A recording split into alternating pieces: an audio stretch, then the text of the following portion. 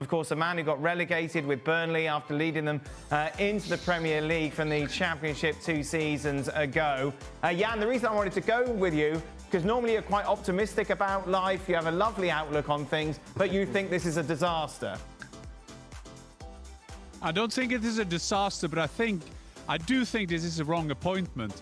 First of all, great leader, great player, great personality, great to interview, did a great press conference today, but he's the 6th choice at Bayern Munich. They tried 5 coaches before him. There is nothing in Vincent Kompany's football career as a coach that I see that tells me that this is the right man for Bayern Munich. And we can say that, yeah, but he's a good lad and he will be good. He got a good stature of himself. He played in Germany and he's nearly Alonso, same background, who was their first choice. But Vincent Kompany showed me in this Premier League season nothing that thinks, for me, that he's fit for Bayern Munich. And it's already started. And Jürgen will tell you later how it is like to be a Bayern Munich manager. You can just come there and say you're going to do a good training session. There is so many things into this. And he never had a plan B in the Premier League this season. And yes, he had a good season in the Championship, but he got relegated, and now he's taking over the big Bayern Munich. I think this is a wrong appointment. I can be wrong. I doubt it, but still, I think this is not Bayern-like to get that kind of manager. Jürgen, it's interesting because people going like, yeah, but Xabi Alonso did it at Bayer Leverkusen. Why can't Kompany do it at Bayern Munich? You've been there, you've done that, you've bought the T-shirt. Bayern Munich is a very different prospect, isn't it? It is a very unique club, and we often talked about it throughout the entire year. And Vincent Kompany now coming there, it's a huge challenge for him. But I mean, if you get the chance, we always said that if you get a chance to coach a team like Bayern Munich or a Man United or a Real Madrid, as a manager, you got to go. You got to go.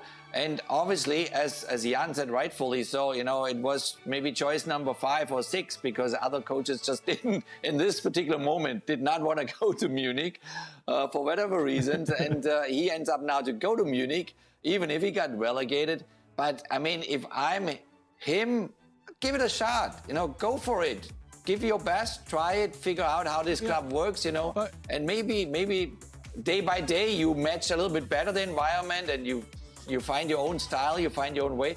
But it is obviously it's a huge appointment by the club, by the new management at Bayern Munich with Max Eberl, and they are pretty much under pressure from day one on when the season starts.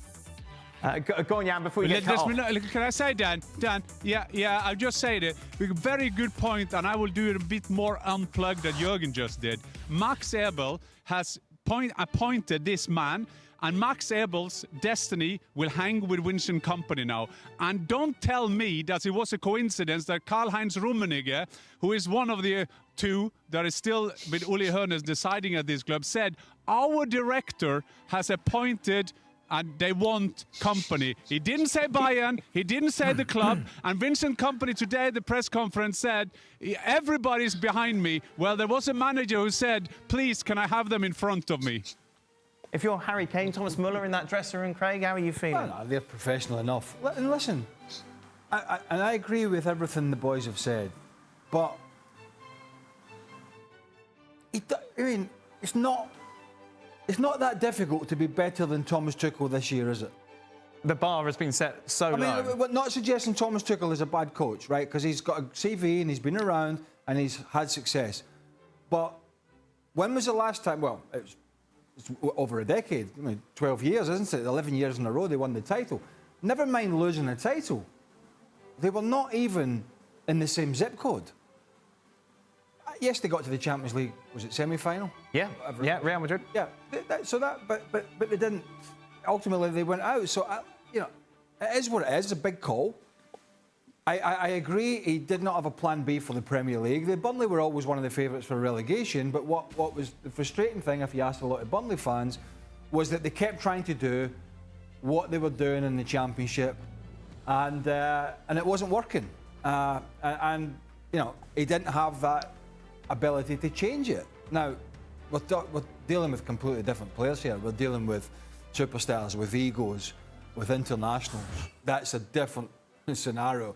The way you walk into the Burnley dressing room and dress some of these younger players down, and I've seen videos when they were promoted from the Championship of Kompany basically dressing them down on standards. When, even though when they won the Championship, they played great football, when the standard slipped, he would go in the dressing room at times and he would give them what's for, and he would let them know. Now, doing that with inexperienced, younger, journeyman players is a different scenario to doing it with these guys. You have to pick your fights and the way you manage, because these are top drawer footballers, and his ability to be able to manage them and earn their respect through the training and how he deals with everything is going to go a long way to what success they may or may not have. But it's a risk. I mean, there's no getting away from it. How would you feel, Jurgen, as a veteran in that dressing room? Well, the dressing room at Bayern Munich, and Jan knows that, it's always been a little battlefield. It's about hierarchies. It's about who has more to say than the other one. It's an elbow culture.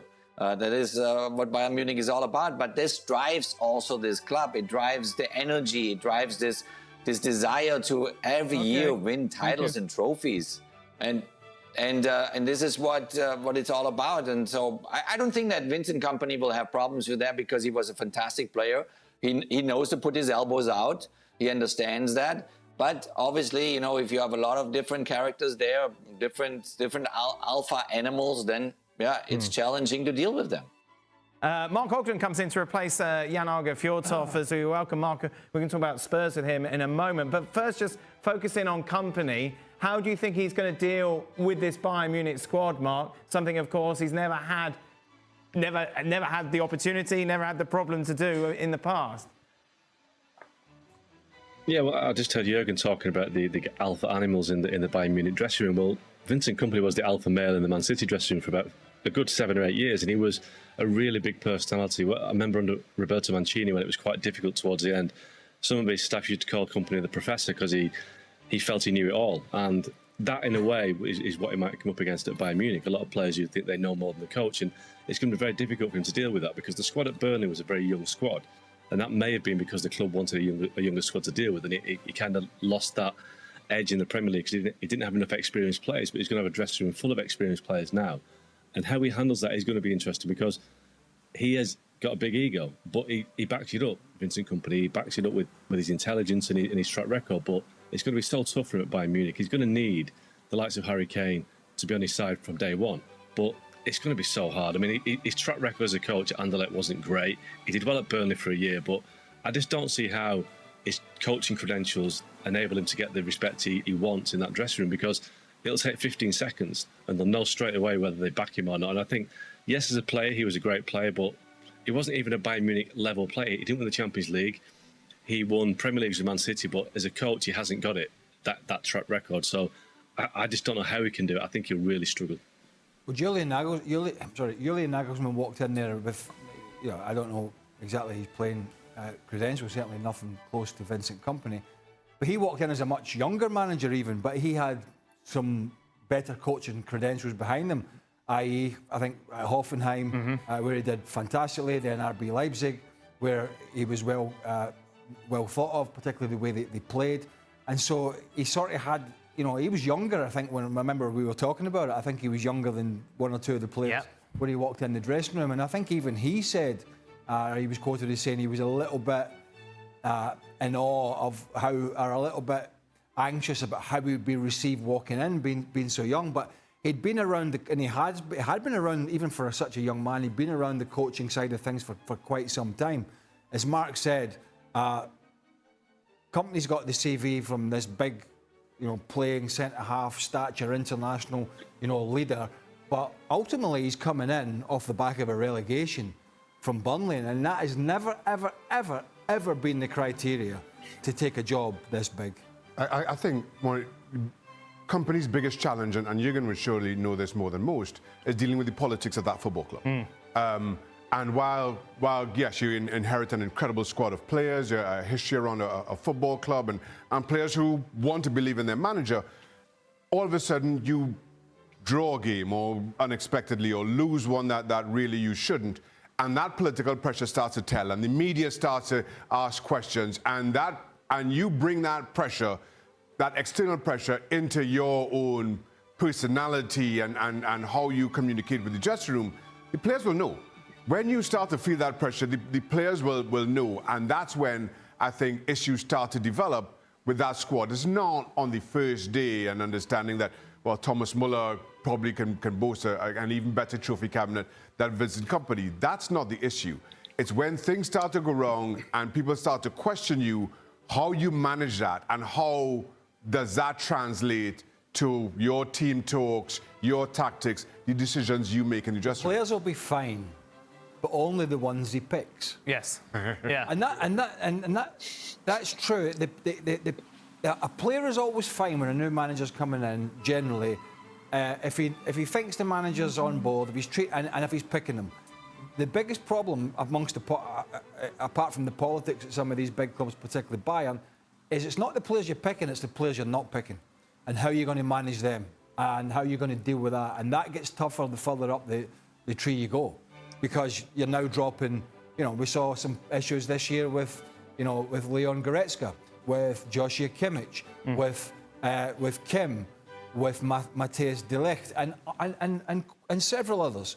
Big players that Thomas Tuchel either wasn't convinced about, or they were not playing well enough. And in the end, Joshua Kimmich ended up playing at right back, and so he got shuffled out there. And these are the issues that are some of the issues that Tuchel and others have to deal with. It's a bit like when Niko Kovac was at Bayern before Hansi Flick came in and rescued it. He had left sort of marginalised Thomas Muller. And that was one of the sort of big storylines around Bayern at that time. And the dressing room sort of seemingly went against Niko Kovac. And these are all the things that Vincent Kompany is going to have to deal with. And when you've managed Anderlecht and Burnley, you've never had to deal with these scenarios before. If he was to call you and ask you for advice, Jurgen, what would you say to him? No, I mean, you just wish him that he is backed by the bosses of the club, especially then, as you said, especially when a couple of defeats are coming in or bad results or some difficulties out there. You need the being backed by the big leaders of Bayern Munich, that they go public and say, no, this is our coach. No, he will go. We go through thick and thin with him throughout the entire year. Maybe after the year, then we talk about how much achievements he had. This is the most important part, that he feels like he's backed by them, and also that the locker room knows it, that the players know it. There's no doubt about it. They go now with Vincent, no matter what happens in the first 10, 15, 20 games. And then, you can only keep your fingers crossed for him. But it is a lot of politics there. A lot of people have a say at that club. And it's also a little bit of a new era with Max Eberl being the sporting director, and a new CEO as well, and Uli Hoeneß stepping a bit in the background. Karl-Heinz Rummenigge is in the background.